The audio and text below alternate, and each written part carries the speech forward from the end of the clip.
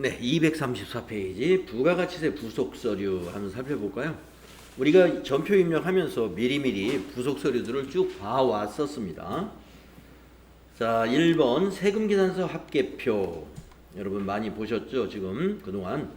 자, 메인 매출 전표 입력 시 세금계산서 발행된 거래 유형과 세금계산서 발행된 거다 그러면 뭐가 11번 과세 매출하고 12번 영세 매출이 있어요.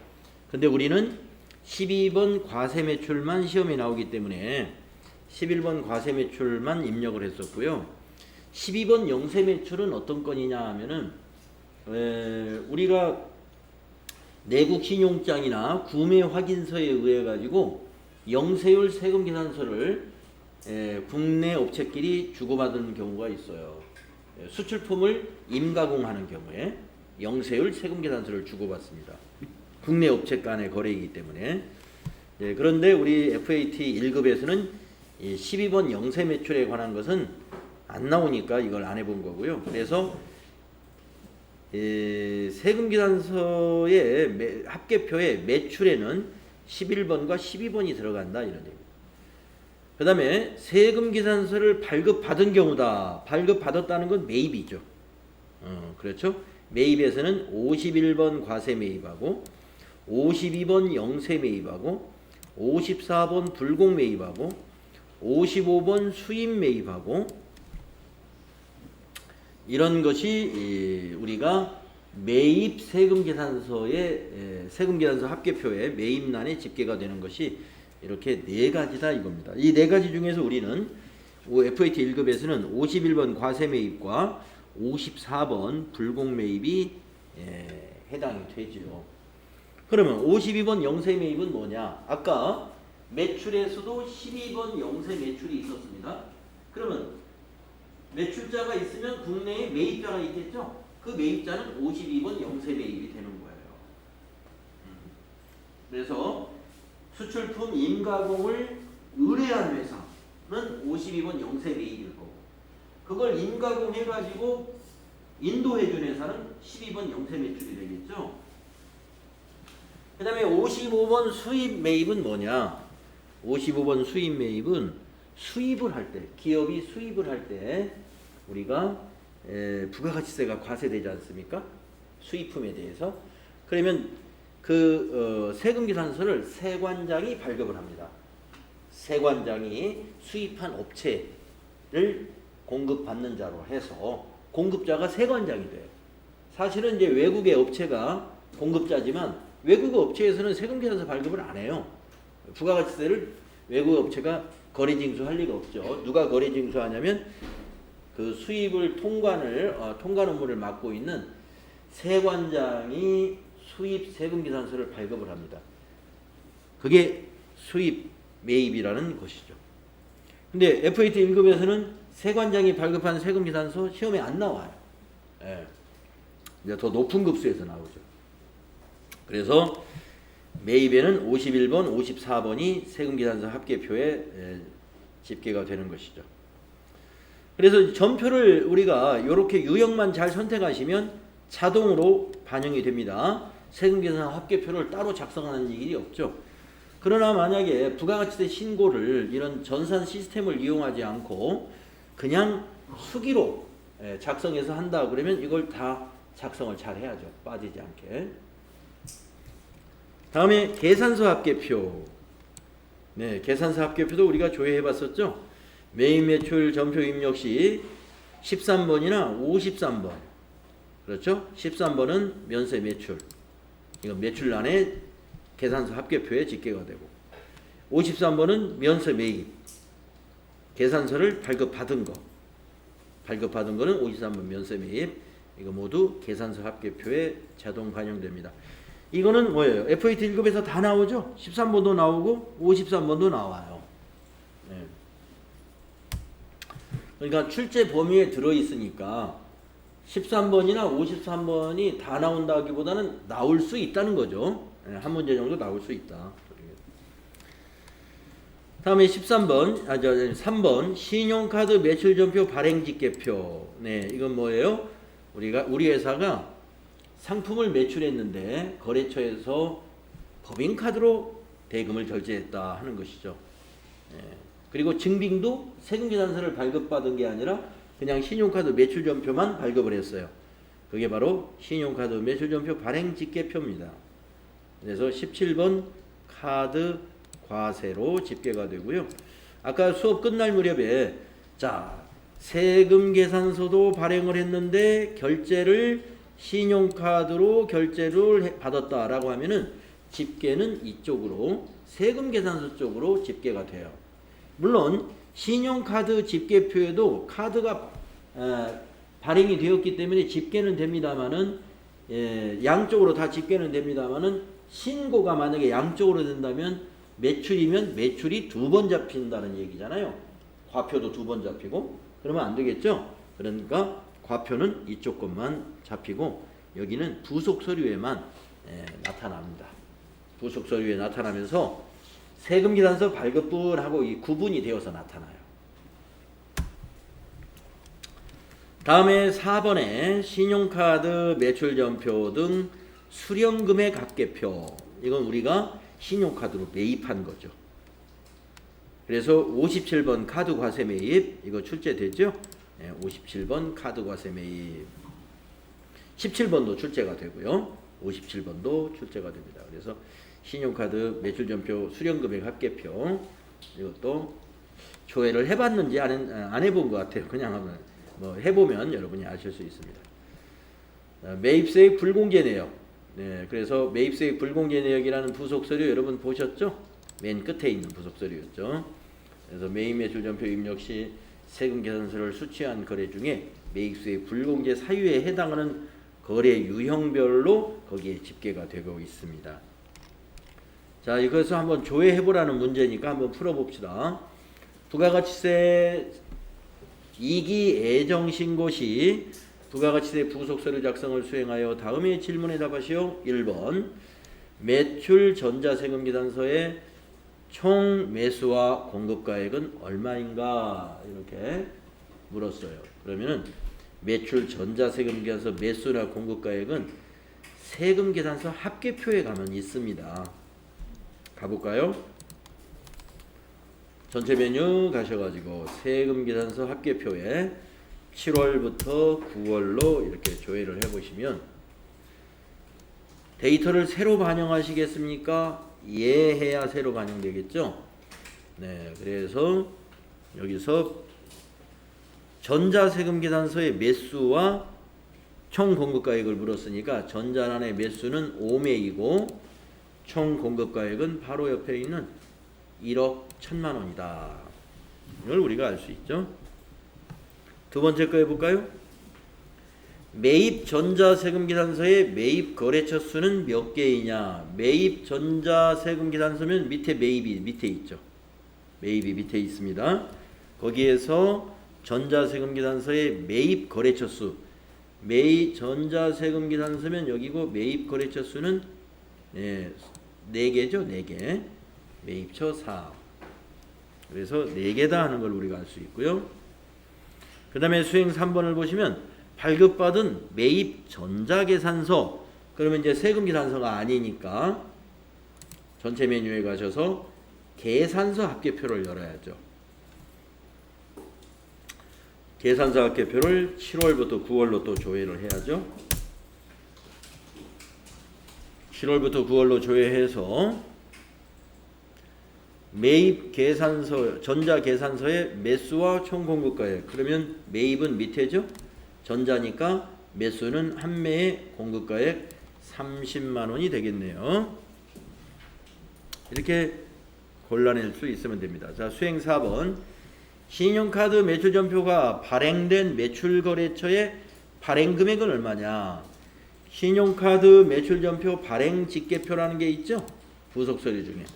그래서 신용카드 매출전표 발행집계표 클릭하셔서 기간은 7월부터 9월로 이렇게 조회하시고 데이터가 7월부터 저장된 데이터가 있다? 네.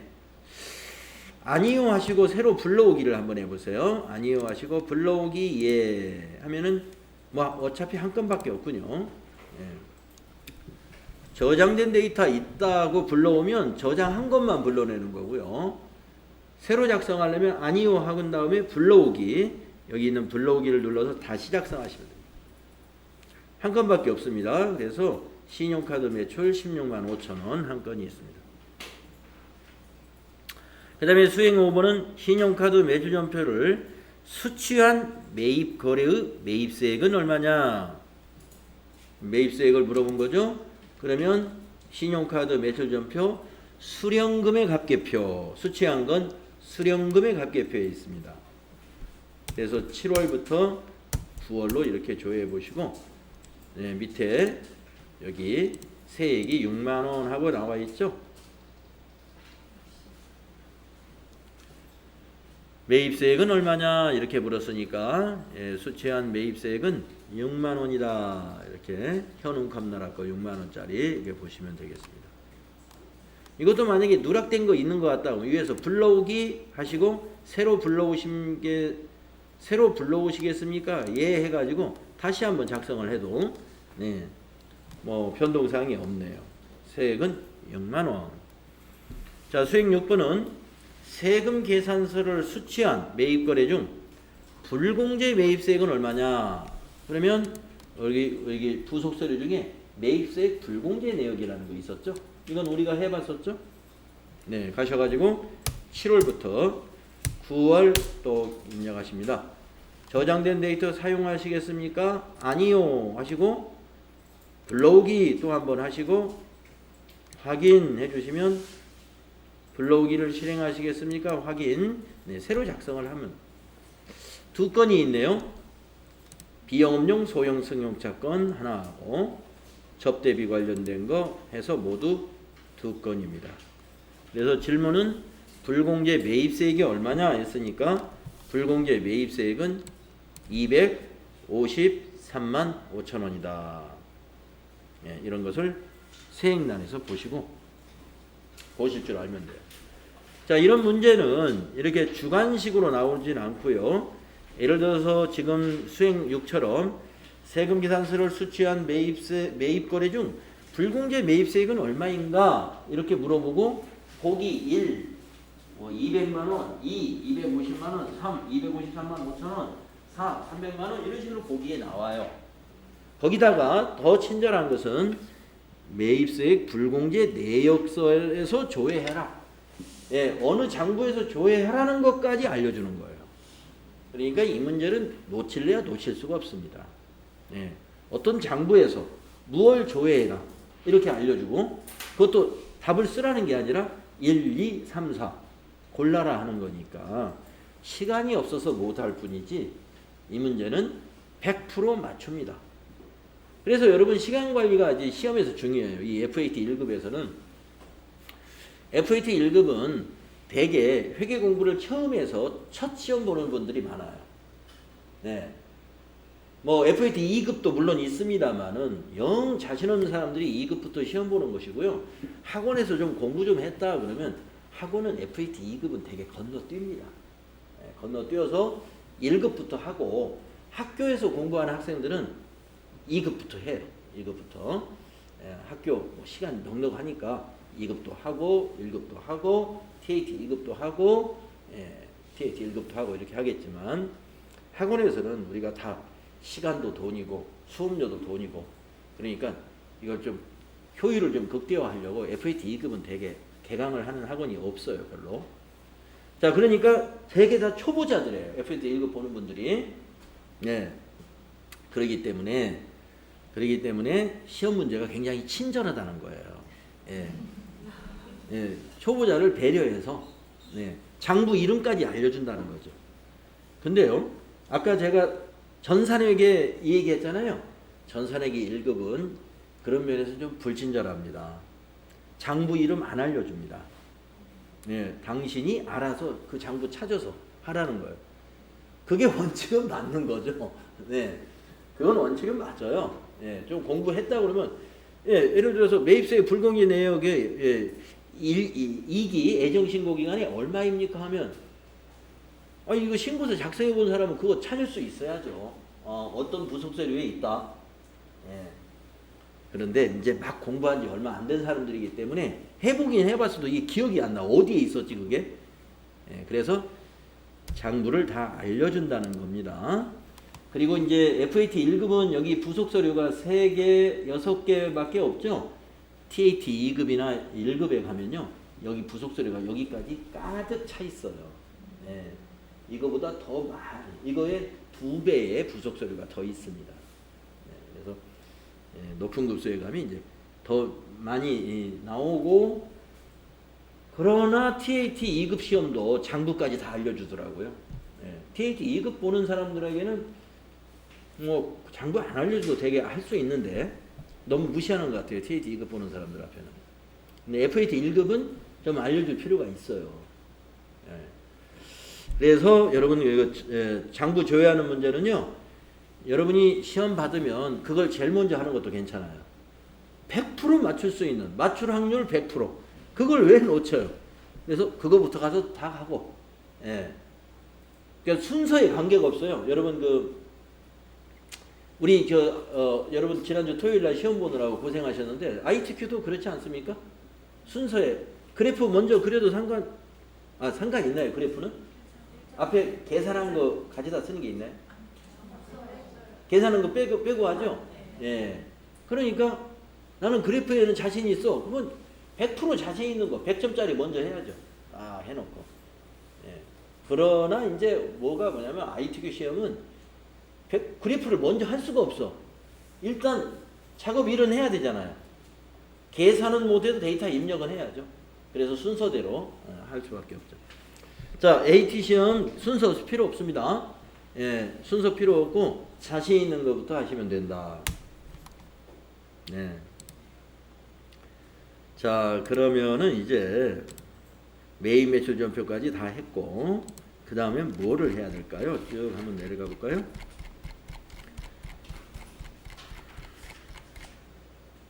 네, 부가가치세를 신고하기. 네. 그래서 부가가치세 신고서를 작성하자 했는데, 부가가치세 신고서를 우리가 어떻게 작성합니까? 여기다가 신고 기간만 입력하고, 정기신고면 정기신고에서 엔터, 수정신고면 수정신고에서 엔터, 이것만 해주면 돼요. 그런데 FAT 1급에 수정신고가 나오느냐? 안 나와요. 다 정기신고에 대한 것만 나오니까 여기다가 기간만, 부가가치세 신고서에 기간만 입력하시고 정기신고에서 엔터하면 자동으로 전표 입력한 것이 자동으로 불러지죠. 그래서 전표를 새로 추가한 게 있다 그러면 저장된 거 불러오시겠습니까? 해서 아니요 해주면 다시 작성되는 거예요. 그래서 작성하시고 나서 여기 저장 눌러주면 됩니다. 저장. 다만 그러면 전표 입력하고 나서 매일 여기 부가가치세 신고서를 꼭 조회해야 되느냐? 꼭 조회하는 거 아닙니다. 시험 문제에서 부가가치세 신고서를 작성하라, 이 지시가 있는 것만 조회해가지고 저장해두면 돼요. 여기. 이게 내가 저장 단추를 미처 안 누르고 요거 닫기 단추 요거 누르면 어떻게 됩니까? 저장하겠습니까? 친절하게 물어본단 말이에요. 이해해주면 되는 거죠. 그러니까 이 부가가치세 신고서 작성은 시험 볼 때는 매번 작성하는 것이 아니라 그 수행 내용 중에 부가가치세 신고서를 작성하시오. 요게 있으면 하고 없으면 안 하는 건데 FAT 1급에서는 이거 작성하라는 것도 잘 안 나오더라고요. 안 나오고 조회하라는 문제는 나와요. 아까처럼 부가가치세 신고서에서 뭘 조회해라. 조회한 것은 뭐예요? 저장 안 해도 돼요. 내가 조회해가지고 답만 찾으면 되는 거니까 그건 굳이 저장 안 눌러도 되는데 저장 안 해야 될 걸 내가 저장했다. 그렇다고 뭐 문제될 거 있을까요? 아무 문제 없습니다. 그러나 작성하시오. 작성하시오 했는데 저장을 안 했다. 그러면 채점이 안 되는 거예요. 자, 그래서 우리가 부가가치세 신고서를 우리가 전표 입력하면서 여러분하고 들랑날랑한 이유가 지금 이걸 한꺼번에 봐가지고는 잘 몰라요. 하나 입력해보고 하나 확인하고 또 새로운 유형을 입력했으면 또 한 번 확인해보고 이렇게 입력하고 들어가보고 해야 그때 봐야 아는 것이지. 지금 전표를 말이죠. 매입에서도 여러 개, 매출에서도 여러 개 입력했는데 지금 쫙 조회해가지고 맞아. 여기에 11번 과세가 여기 들어갔을 거야. 여기 17번 카과가 여기 3번에 들어갔을 거야. 이게 다 기억이 나지도 않죠. 네, 여러분들 다 기억날 거예요. 네, 기억나시는데 자 여기에 해당되지 않은 것도 있으니까 제가 좀 설명을 드려볼게요. 자 FAT 1급에 여기 과세에 1번에 들어가는 건 당연히 나옵니다. 자 11번 과세에 들어가는 게 뭐예요? 매출이고 세금계산서가 있어야 돼요. 매출이고 세금계산서 그거 다 1번에 들어가는 거예요. 그리고 유형이 그게 11번이에요. 그 매출이 상품이 아니더라도 그렇죠? 예. 회사에서 사용하던 비품을 팔았다. 이것도 세금계산서 있으면 11번. 그 다음에 여기 3번에 들어가는 거요. 우리 17번 해봤죠? 17번. 예. 대개 개인 고객에게 뭘 팔 때 17번이 나와요. 꼭 반드시 그런 건 아니지만 예. 개인 고객 뭐 김미나에게 뭐 여성 정장 한 벌을 신용카드로 판매했다. 주로 개인 고객으로 이제 문제가 나오는 편이고, 예, 개인 고객 아니고도 거래처에서도 거래처 카드로 예, 우리 상품을 사갈 수도 있죠. 그거 17번입니다. 카드 과세 매출, 신용카드로 판매한 거. 그리고 시험에는 우리 FAT 1급은 안 나오지만 현금 영수증으로 판매한 거. 22번도 여기 3번에 집계되는 거예요. 그 다음에 여기 4번, 예, 여기가 이제 참 14번 건별, 우리가 이론에서 배운 것 중에 14번 건별로 들어가는 게 뭐뭐 있냐면은 실기시험에는 안 나오지만 우리가 이론으로 배운 거 간주공급 배웠죠. 간주공급에 4가지 크게 유형이 있잖아요. 자가공급, 자가공급에 3가지가 있었고 개인적 공급, 그 다음에 사업상 증여, 그리고 폐업 시 잔존재화 이렇게죠. 그러면 폐업 시 잔존재화를 부가가치세를 신고하라고 그런단 말이에요. 예, 내가 소비한 걸로 해서. 그러면 세금계산서 없지 않습니까? 영수증도 없죠. 내가 소비하다고 해서 내가 내 앞으로 영수증 발행했는데 무슨 소용이 있고 내 거 카드로 내가 매출을 일으킨다? 예, 그럴 필요 없습니다. 아무 증빙이 없어요. 그래서 이 간주 공급은 대부분 증빙이 없어요. 증빙이 있는 거 딱 하나.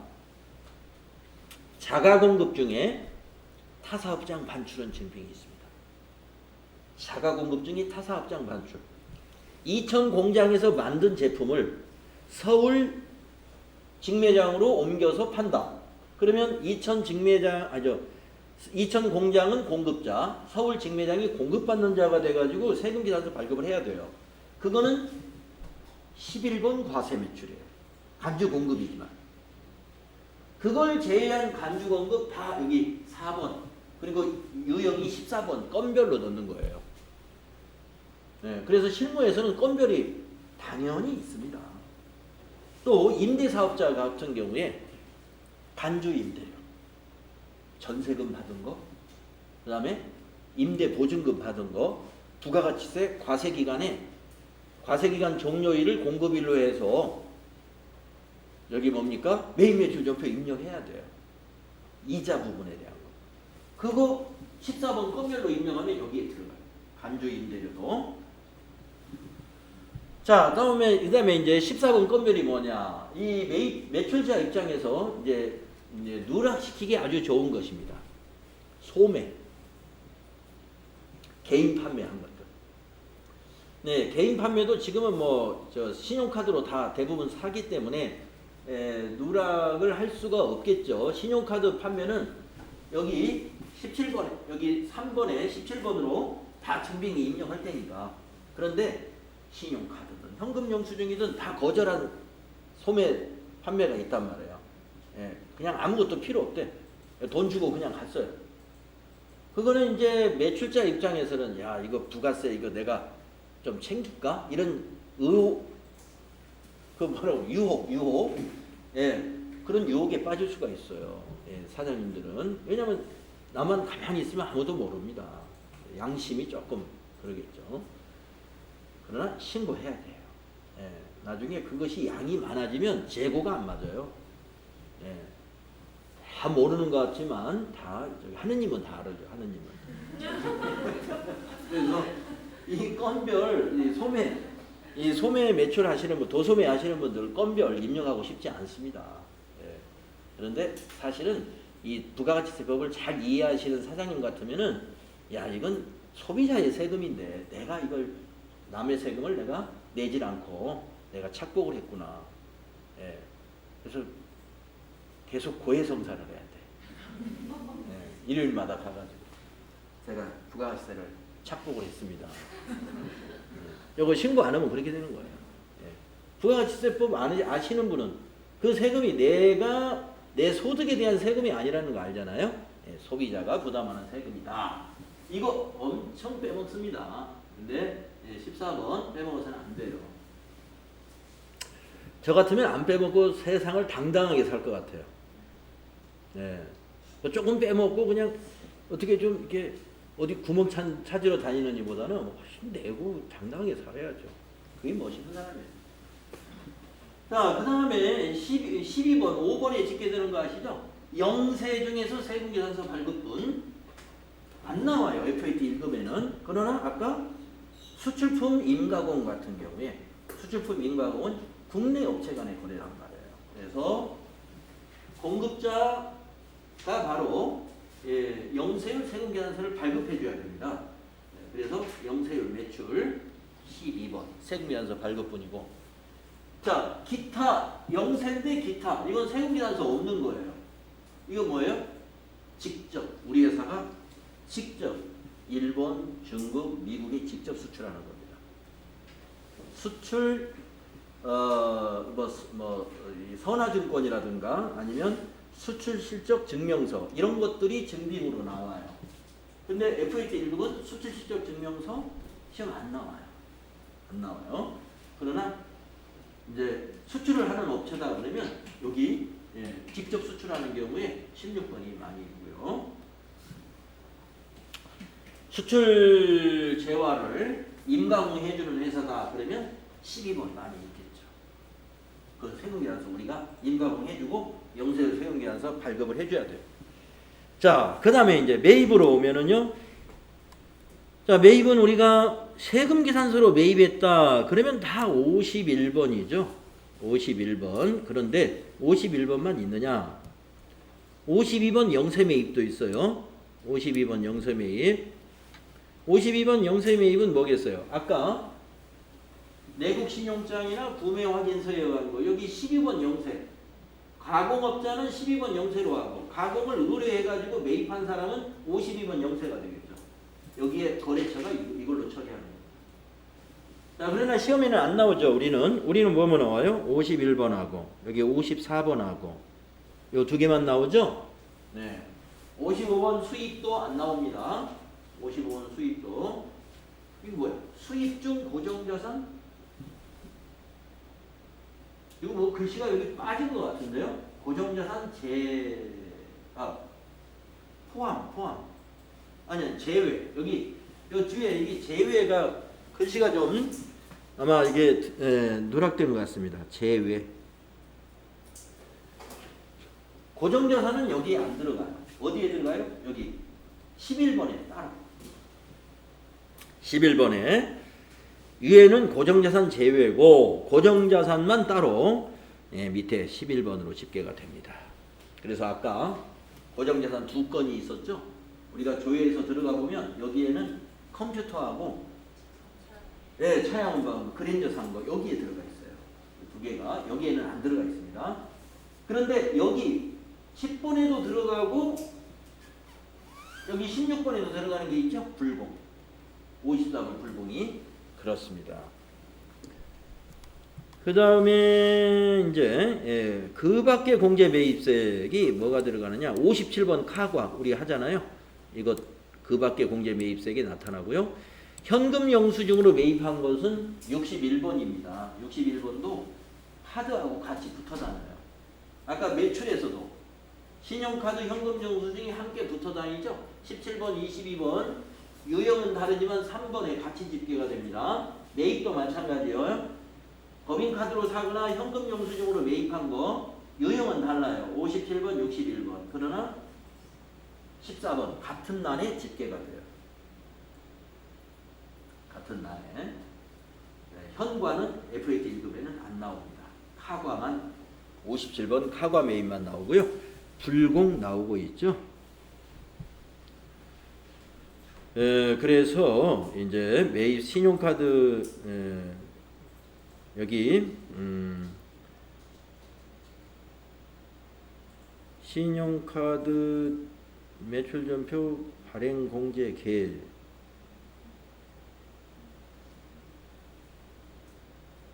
17번이요. 발행 금액의 공급 대가.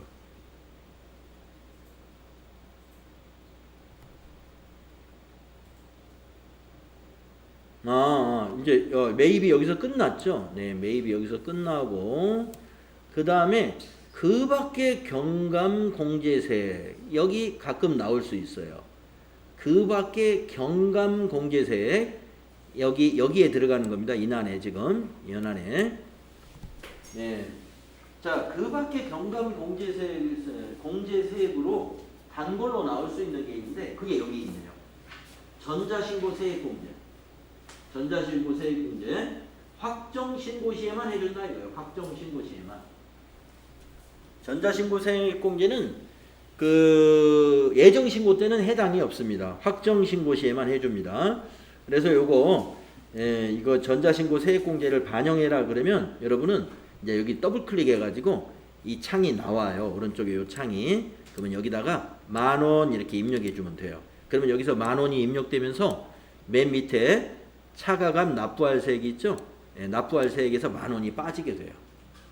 그거를 납부할 세액으로 부가세 정리를 하면 돼요. 자, 그 외에 무슨 가산세라든가 이런 것이 있을 수 있습니다만은 여기 보시면 가산세 여기 26번에 있잖아요. 근데 가산세도 우리 FAT 1급에서는 뭐 가산세까지는 안 내겠다 이겁니다. 가산세 시험에 안 나옵니다. 요 정도 여러분이 다 우리가 들락날락하면서 다 보고 왔어요. 자, 그러면 이제 다음 페이지에 보시면 이 정리분계 한 문제 나올 확률이 매우 높다는 거. 정리분계 부가가치세 관련 개정에 정리분계를 할 줄 알아야 됩니다. 부가가치세 관련 개정의 정리분계란 무엇이냐? 부가가치세 과세기간 종료일이 되면은요, 우리가 그동안 자산 처리했던 부가세 대급금과 그동안 부채 처리했던 부가세 예수금을 서로 반대편으로 상계 처리합니다.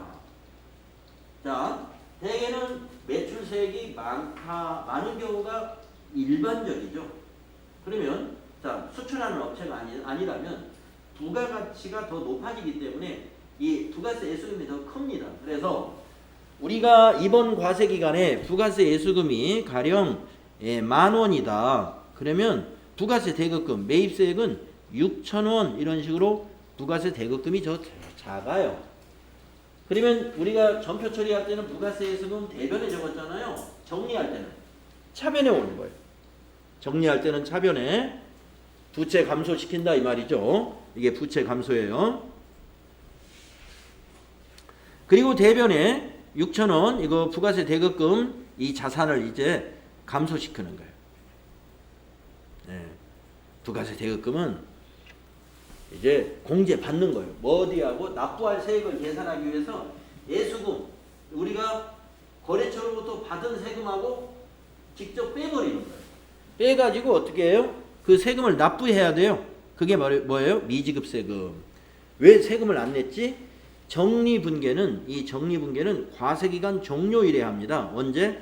3월 31일, 6월 30일, 9월 30일, 12월 31일 이렇게 법인이면 1년에 4번 정리를 합니다. 그러니까 정리하는 날 세금을 내는 게 아니에요. 정리분계하는 날 내는 게 아니라 그 다음 달 25일 날 세금을 냅니다. 그렇기 때문에 정리분계하는 시점에서는 이게 부채예요. 미지급 세금이 부채. 얼마가 되느냐? 원래는 4,000원인데 원래는 4,000원인데 여기 자비익 처리가 있네요. 만약에 확정신고인데 전자신고한다 그러면 1,000원이 아니라 10,000원을 공제받는 거예요. 우리는 지금 금액이 너무 적으니까 1,000원이라고 가져오는데 1,000원은 아니에요. 전자신고 세액공제는 10,000원이다. 그 10,000원을 뺀 것만 미지급 세금이 되는 거죠. 납부할 세액. 그래서 이렇게 정리하는 겁니다. 자, 그랬다가 그 밑에 납부시. 자, 이제 다음 달 25일이 됐습니다. 이 미지급 세금만 없어지면 돼요. 부채 감소 3,000원. 대변에는 보통예금에서 이체해서 납부했다. 자산 감소. 이렇게 정리했다가 다음 달 25일 날 납부하시는 거예요. 정리시 회계처리, 납부시 회계처리. 이거 시험에 한 문제는 아주 자주 나온다. 그 밑에 거는 뭐냐? 밑에 거는 매입세액이 더 많은 경우입니다. 환급세액인 경우. 그러니까 거꾸로가 되는 거예요. 예를 들어서 여기다 숫자를 넣어보면 부가세 예수금이 이번에는 6,000원. 근데 우리가 납부한 부가세 대급금이 10,000원이래요. 10,000원. 그리고 확정신고면은 세액공제 1,000원. 원래는 10,000원인데 적으니까 1,000원이라고 하죠. 자비익 처리하고. 미수금 환급 받아야 돼. 얼마를 받아야 되냐면요. 원래는 4,000원 받아야 되는데 저기 세액공제 1,000원까지 있어가지고 5,000원을 세무서로부터 환급을 받아야 됩니다. 이렇게 우리가 매입세액이 더 많을 때는 환급세액이 발생을 해요. 환급세액은 세무서로부터 반대로 우리가 받아야 되니까 미수금이라는 자산 처리를 납부할 세액이 있을 때는 미지급 세금, 부채 처리를 하는 거죠. 자, 그랬다가 이제 다음 달 25일 날 납부할 세액 없죠? 납부 안 해요. 그러나 신고서는 들어갑니다. 다음 달 25일 날 세금은 안 내요. 우리가 받아야 되니까. 세금은 안 내지만 신고서는 접수를 합니다. 그러면 국세청에서 그로부터 그러니까 25일 날 신고 들어왔죠? 그로부터 한 달 내에 30일 이내에 환급을 해줍니다. 그러면 어떻게 돼요? 세무서에 미수금 들어왔으니까 자산 감소 대변에 가고 우리 회사 통장에 5,000원이 들어왔겠죠? 보통예금에 5,000원, 대변에 미수금, 자산 감소 5,000원. 이렇게 해서 환급이 이루어지는 날 회계 처리하는 거예요. 네, 부가세 정리분계. 이거 한번 해볼까요? 자, 그러면 수행 내용을 하면 정리분계가 되겠습니다. 자, 먼저 부가가치세 신고서에서 과세 표준은 얼마인가, 부가가치세 매출세액은 얼마인가 이런 것부터 한번 맞춰볼까요? 네, 정리분계는 아닌데 한번 먼저 7월부터 9월로 부가가치세 신고서 한번 열어보세요. 7월부터 9월로 정기신고서 아니요 해도 되고 네, 한번 답을 맞춰봅시다. 자, 1번부터 보시면은 과세표준은 얼마인가 하면은요, 여기서 과세표준이라는 것은 공급가액, 바로 이게 과세표준이죠. 9번에 있는 여기가 과세표준입니다. 과세표준이라는 것은 세액 계산의 근거가 되는 공급가액이 과세표준이에요. 그래서 110,150,000이다. 두 번째, 부가가치세 매출세액은 얼마입니까? 거기 가번에 있는 거. 요거 11,015,000 이게 매출세액이고, 그 다음에 3번 공제 가능한 부가가치세 매입세액은 얼마인가? 네, 공제 가능한 것은 요 차감계가 공제 가능한 거예요. 그러니까 이 금액입니다. 5,480,000. 예, 요거 볼 줄 알아야 돼요. 공제 가능한 매입세액이 얼마냐? 여기 15 빼기 16. 15. 합계해서 16 공제받지 못할 거 800에서 200 뺀 거 548만 원. 그 다음에 부가가치세 차가감 납부세액은 얼마냐? 차가감 납부세 여기 맨 밑에 있는 요거 또는 저 위에서 볼 때는 요거 같은 거예요. 항상 요것과 요거는 서로 같습니다. 같은 차가감 납부세 5,535,000. 그 다음에 공제받지 못할 매입세액은 얼마냐? 공제받지 못할 매입세액이 여기 16번에 따로 집계가 되죠. 2,535,000. 이거 볼 줄 알아야 돼요. 이거 공제받지 못할 매입세액. 그 다음에 6번 고정자산 관련 매입세금 계산서의 매입세액은 얼마냐? 고정자산 매입이 여기 따로 나와요. 고정자산 매입 중에서 세금계산서 수치분만 여기 나오는 거예요. 질문도 그렇게 했죠.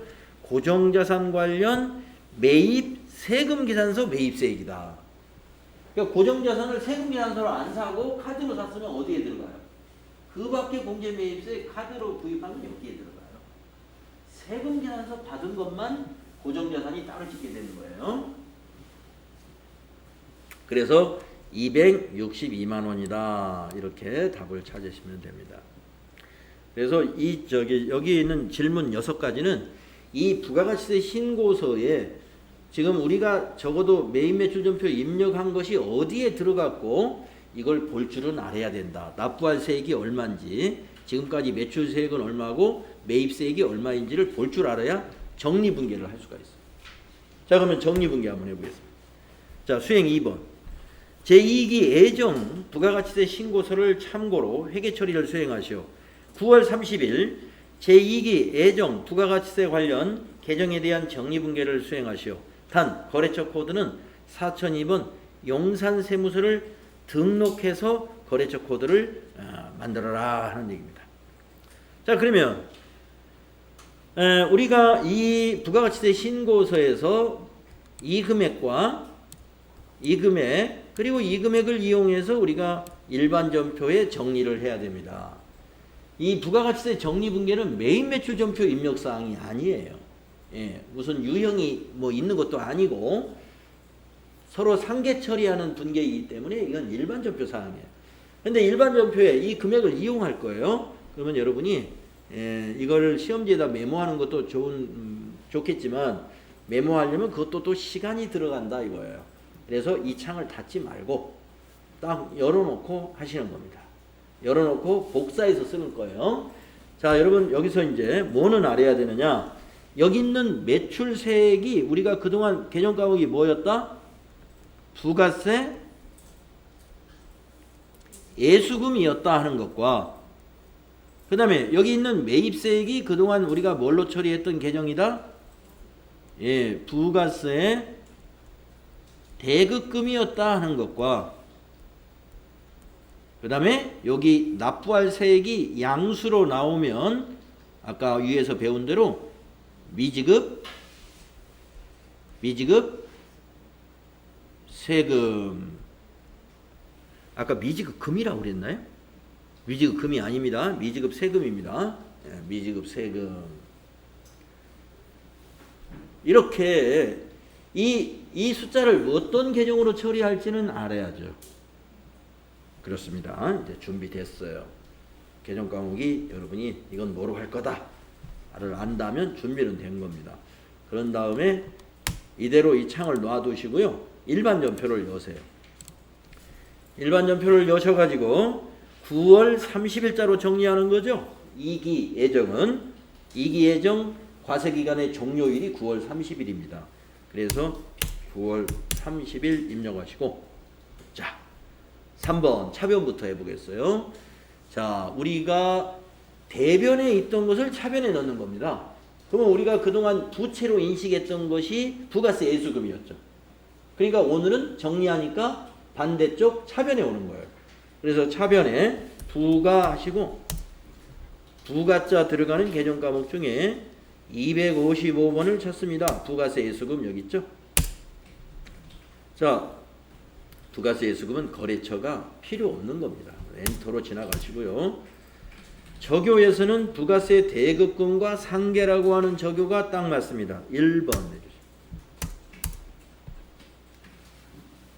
자, 차변에는요. 아까 그 부가세 신고서 아직 안 닫았잖아요. 그 탭을 딱 눌러요. 누르신 다음에 매출세가 부가세 예수금이라는 말이죠. 그래서 매출세 여기를 클릭하세요. 그런 다음에 컨트롤 C 복사 아시죠? 그 다음에 일반 전표로 창을 바꿔요. 일반 전표 탭을 누른 다음에 차변이 지금 와 있잖아요. 컨트롤 V 하면은 11,015,000 이게 복사가 일어납니다. 예, 적는 것보다 훨씬 빠르겠죠.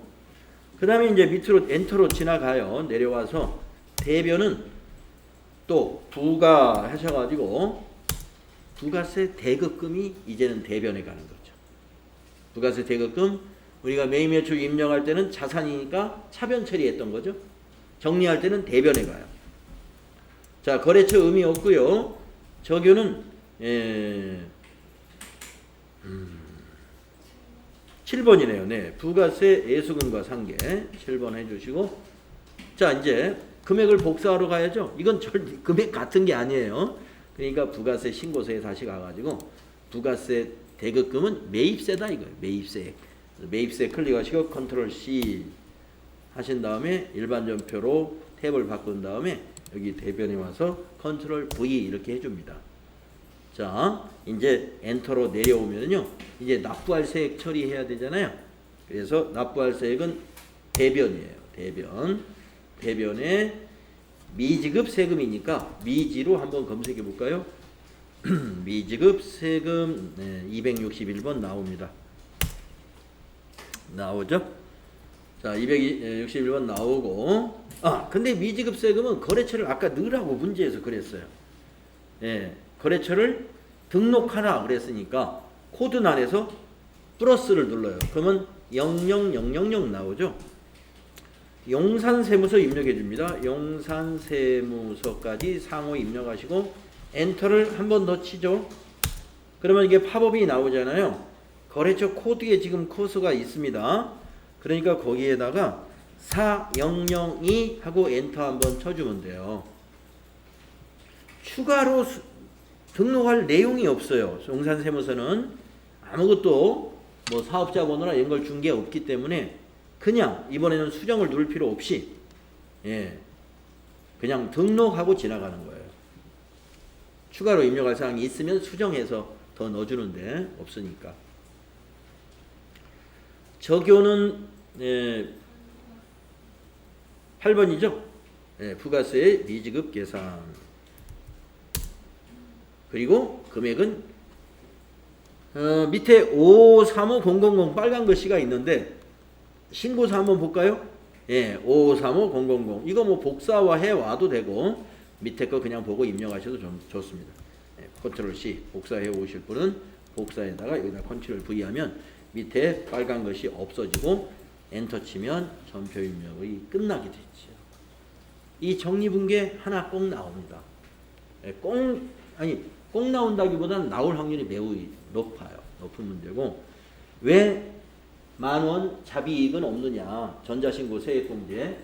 지금 애정신고잖아요. 애정신고에는 그게 적용되지 않습니다. 확정신고로 문제가 나왔다면 아마 전자신고 세액공제 10,000원을 반영해라 이렇게 나올 거예요. 자, 그 다음에 2번까지 하고 쉬는 게 좋을 것 같아요. 그래서 2번을 보시면 10월 25일 날 세금을 납부한 거예요. 우리가 9월 30일 날 이렇게 회계 처리해 놨고, 이제 여러 가지 부속 서류라든가 누락된 거 없는지 최종 확인해서 10월 25일 날 이제 제2기 애정 부가가치세 납부세액을 신한은행 보통예금 계좌에 이체해서 납부했답니다. 그러면 납부에 대한 회계 처리를 해야죠. 네. 납부에 대한 회계 처리도 역시 일반 전표해야 합니다. 납부세액은 여기 5535,000 있잖아요. 이거 복사를 떠가지고 가세요. 복사를 뜨고 일반 전표의 날짜를 10월 25일로 바꾸신 다음에, 자, 미지급세금 부채 감소하는 날이죠. 그래서 부채 감소는 차변이지 않습니까? 차변 하시고 미지 엔터 하셔서 미지급세금 부채 감소시키고 거래처 용산 4002번 거래처 걸어주시고 여기는 이제 뭐 나쁘니까 적용란에다가 네, 부가가치세 납부라고 적용 걸어주시면 되고요. 입력해 주시면 되고 금액은 아까 복사해왔죠? 5535-000 자 엔터 치시고 대변의 보통예금이죠. 보통예금으로 납부했고요. 보통예금의 거래처 코드로 꼭 넣어야 됩니다. 신한은행 그렇죠. 적용은 엔터로 위에 거 복사하시면 되겠네요. 부가가치세 납부 금액은 똑같으니까 5535 아니면 아까 복사 뜬 거 남아있겠죠. 컨트롤 V 하면은 그거 또 복사가 일어납니다. 네. 그래서 여러분 정리분기할 때는요. 부가가치세 신고서를 일단 조회해야 정리분기할 수 있어요. 왜냐? 시험지로 이거 다 안 알려줍니다. 매출세액이 얼마요? 매입세액이 얼마요? 납부할 세액이 얼마요? 이거 안 알려줘요. 우리가 조회해서 해야 되니까 복사해가지고 하시면 된다. 시험 문제 나오면 네. 그렇게 하시면 되겠습니다.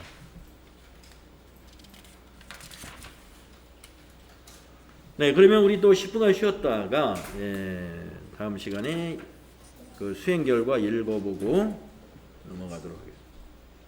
질문 있으세요?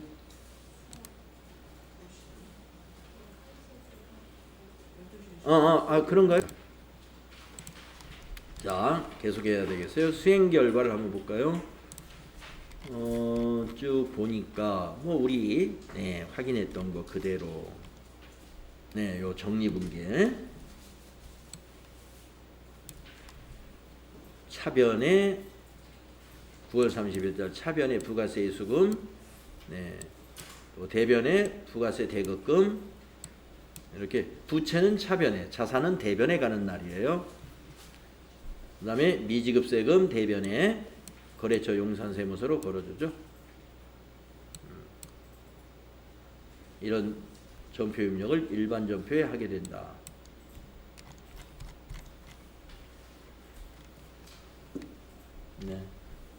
납부시는 차변의 미지급세금, 거래처는 용산세무서가 되겠죠. 대변의 보통예금, 거래처는 신한은행 이렇게 했었습니다. 자, 수행 팁을 한번 보시면요. 시험에서 출제되고 있는 매입매출전표 입력 유형은 꼭 알아야 합니다.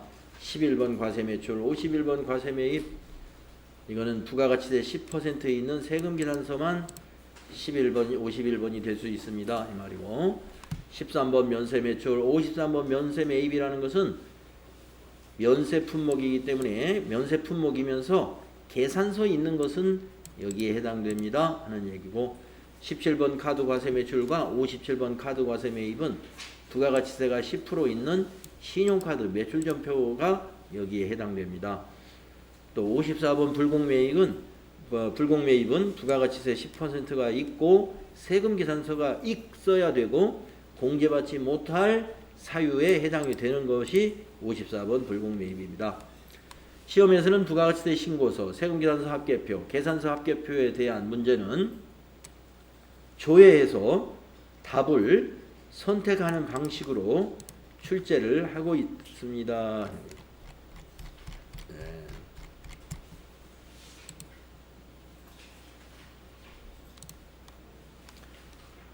그러면 이제 남은 것은 결산 정리에 관한 것이 남았다 이겁니다. 결산 정리 제5장으로 넘어가 볼까요? 제5장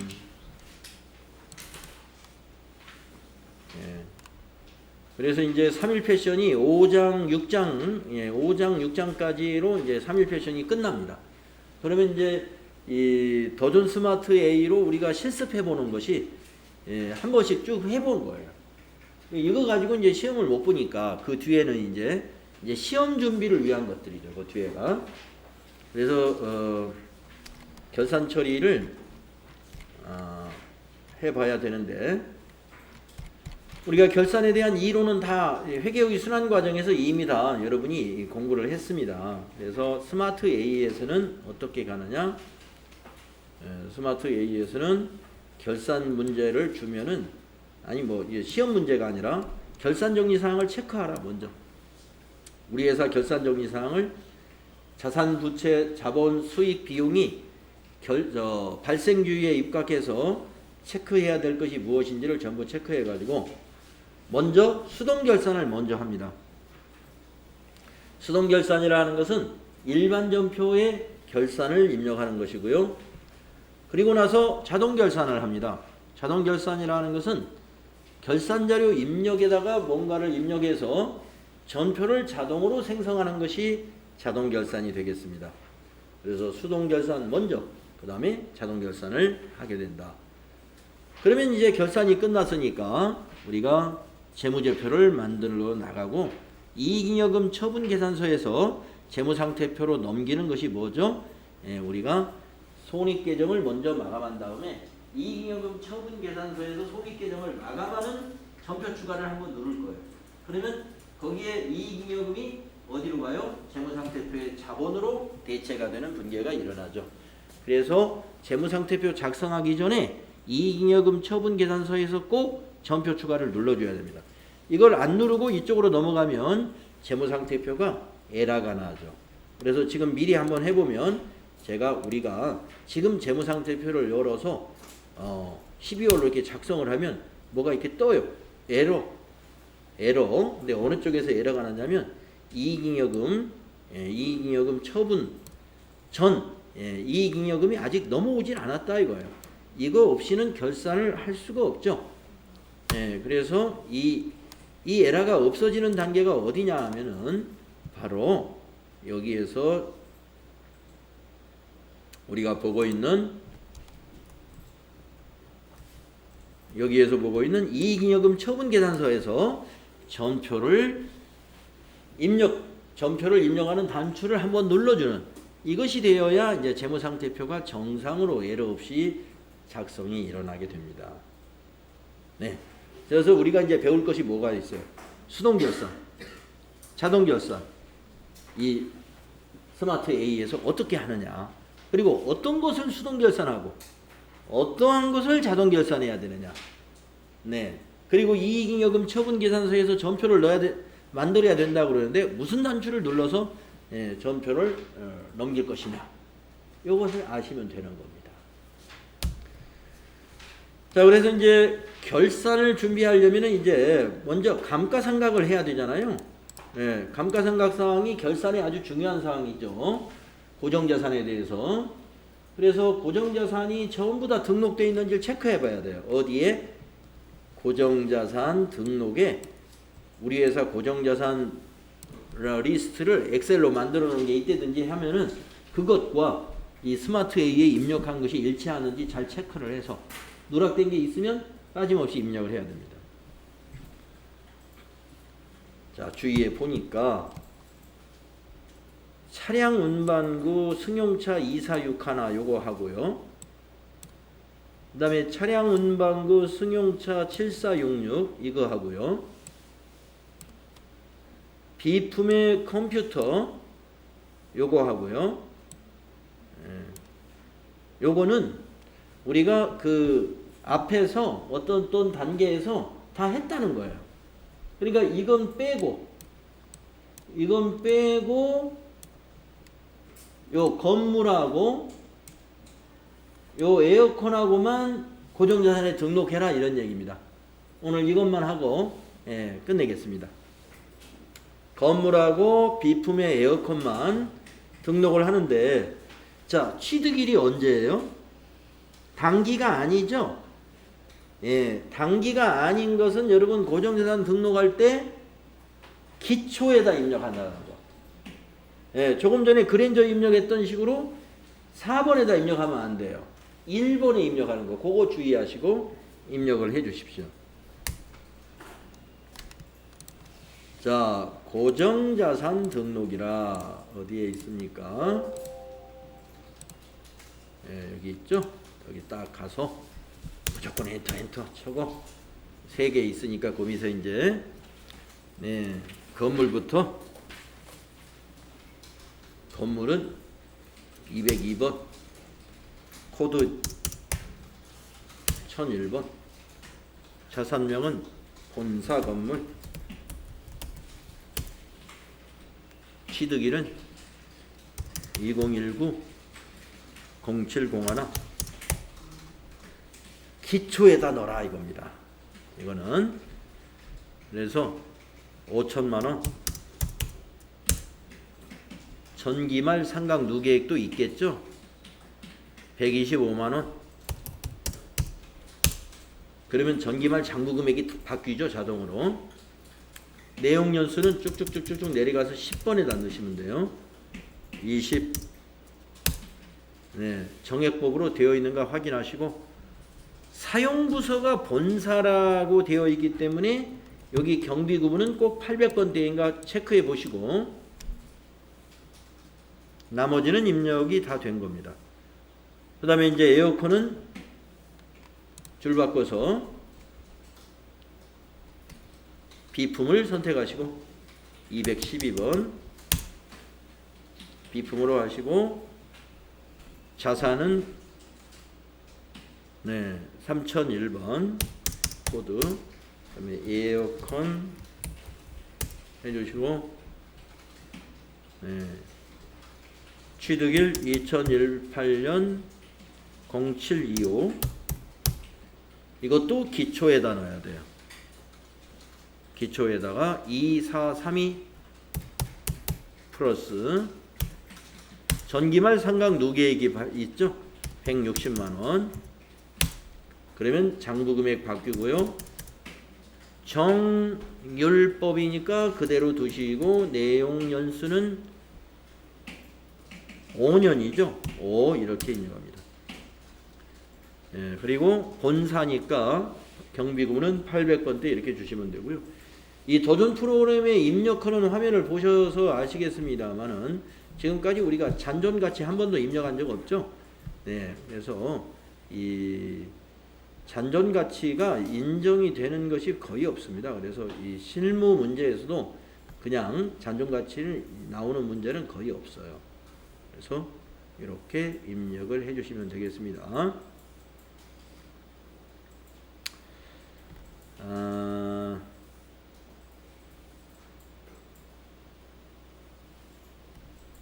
네, 그리고 나중에 이제 이런 문제에서 말이죠. 이 에어컨을 처분했다 했을 때 처분 날짜를 입력해라 라는 문제가 나올 수가 있습니다. 처분에 관한 회계 처리도 하고 처분 날짜를 입력해라 하면은 그때 이 경비구분 바로 밑에 전체 양도일자라고 있어요. 예, 전체 양도일자를 입력하면은요. 만약에 이게 지금 여기 있는 이 감가상각비는 37만 5,232원은 12월 달까지의 감가상각비잖아요. 그런데 만약에 이거를 처분을 7월 달에 했다. 7월 며칠로 입력하잖아요. 그러면 1월부터 7월, 7개월 치고 감가상각비가 여기가 바뀌어요. 네. 여기 처분 날짜 입력하면 되면 한번 더 보세요. 지금 금액하고 달라지는지. 네, 여기 양도일자를 7월 1일로 한번 넣어볼까요? 2020 0701 예, 21만 8천 네, 885로 아까 30 얼마에서 바뀌죠? 그래서 양도 날짜를 입력해라 문제가 나오면 양도 날짜가 어디 있었지? 고정재산 등록에 여기 밑에 있습니다. 가끔 양도 날짜 입력하라고 지시사항이 있을 수 있습니다. 자, 양도 날짜 지워야죠? 네, 스페이스바 치고 엔터 하면은 양도 날짜 지우는 겁니다. 네, 이 도전 프로그램에서는 셀에 있는 내용 지울 때 스페이스바로 지워요. 스페이스바 치고 엔터 한번 쳐주시면 됩니다. 네, 그래서 결산을 위한 고정재산 등록까지 오늘 하고 여러분들 수고 많이 했습니다. 오늘 여기까지 하겠습니다.